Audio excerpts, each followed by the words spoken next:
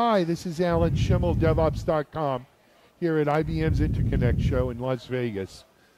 My guest right now is Michael Azoff, Principal Analyst at Ovum. Michael, Hi. welcome. Thank you.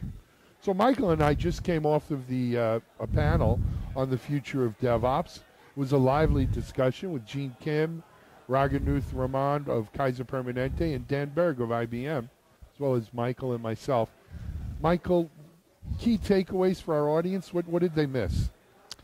Well, we discussed the future of DevOps, and we touched on a number of issues, including not just what the hot companies are doing with DevOps at the bleeding edge, but also how to carry those organizations that have a lot of legacy and how they can deal with moving into a DevOps organization, how to enable DevOps.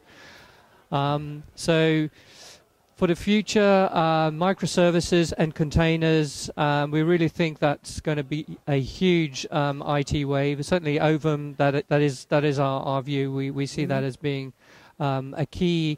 DevOps is actually driving that type of architecture because it allows frequent changes to be made in production without bringing down the system, and that really is a great enabler amongst a whole bunch of other things. So we're in very interesting times in terms of technology and software architecture. Agreed. Michael, you said an interesting thing on the panel today. You said something about Itil and DevOps. Yes. There was a sort of a snicker in the crowd. Yes. But you know what?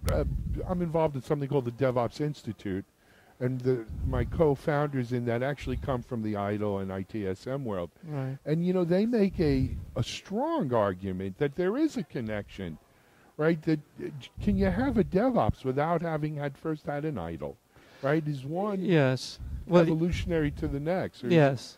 What are your thoughts on that? Well, ITIL is necessary. It brings in that great, the governance, the security, a great deal of knowledge of best practices, and we certainly don't want to lose that. So the challenge is how to integrate DevOps with ITIL.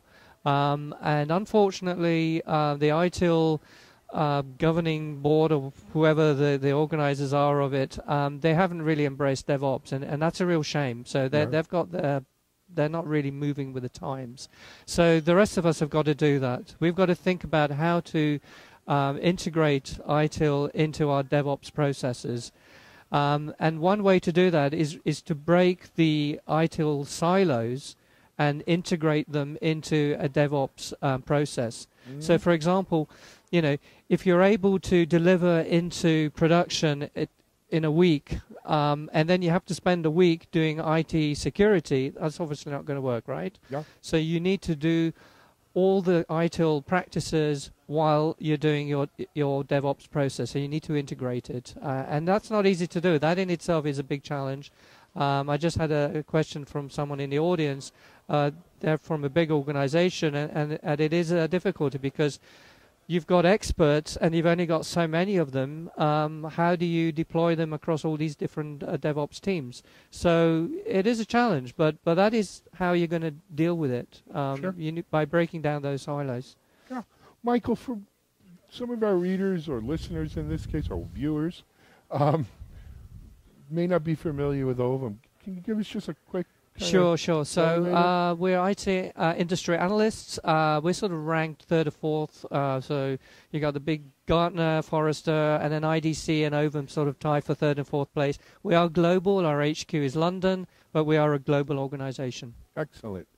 And you're principal. I'm a principal analyst. Yes. Yep. Well, Michael, first of all, thank you so much for participating in my panel today. Yep. We had a fantastic panel, which made my job very easy. And thank you for coming to speak with our viewers today. Michael my Azoff, pleasure. Thank Ovum, you. Principal Analyst, Ovum. This is Alan Shimel at Devops.com.